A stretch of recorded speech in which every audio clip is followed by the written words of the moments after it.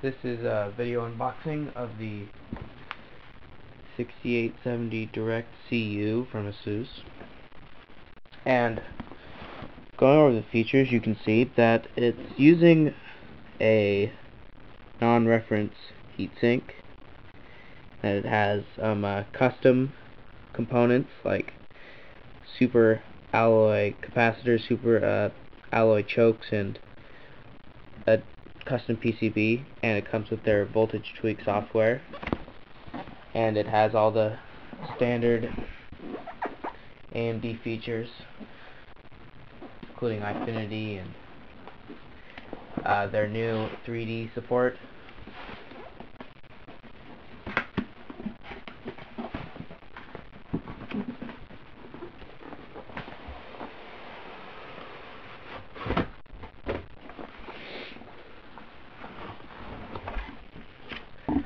So, quality packaging, probably won't get damaged.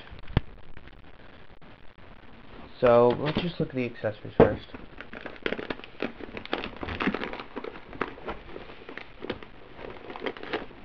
Well, there's the graphic card, but accessories are right here.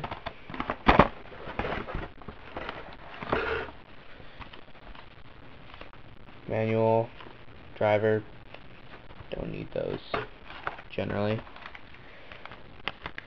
Crossfire bridge, speed setup, DVI to VGA adapter, and mullet connectors. I won't need those. And a DVI to HDMI adapter. Again, don't need them. Now, it's what we're here for. Actual card itself.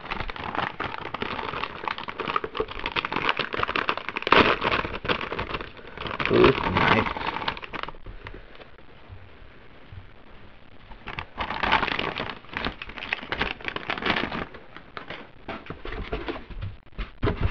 Okay, so comes with plastic connectors over other things. I'll leave those on there. And 3 heat pipes that directly come into contact with the actual GPU. Custom PCB, all black, and some heat sinks for the RAM chips and the voltage regulators. Okay, sorry about that. Camera died. So, as I was saying before, there are heat sinks to cover the voltage regulators and the RAM, and that the point of these heat sinks and all of these elaborate cooling designs is so you can get the most out of your overclock. And that's what ASUS really wants you to do with these cards, and they're really good at doing them. As also, they give you their software for doing so. On the back, you see 2 DVI, 2 display ports, which will come in handy for Infinity. For supplementary power, there are 2 6-pin power. Another thing I really like about this card is the backplate. This backplate will keep the PCB from flexing, and it will also reduce the PCB's temperature by 1 or 2 degrees Celsius, which will give you even more out of your overclock, which of course is what we're trying to do with these cards. So we'll look at the length of this card, and this is a full tower, an NZXT Phantom, which is a really nice case, by the way. If you're willing to spend $100 to $120 on it, definitely would recommend. Lots of cooling and stuff.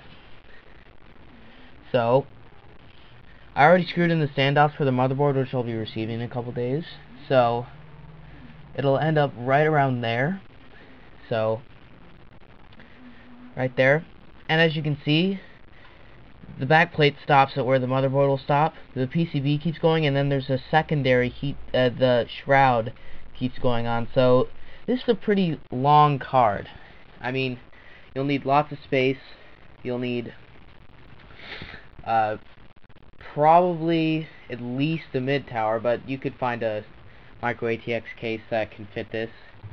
Also, another thing about it is that it exhausts heat into the case rather than completely out like the reference design.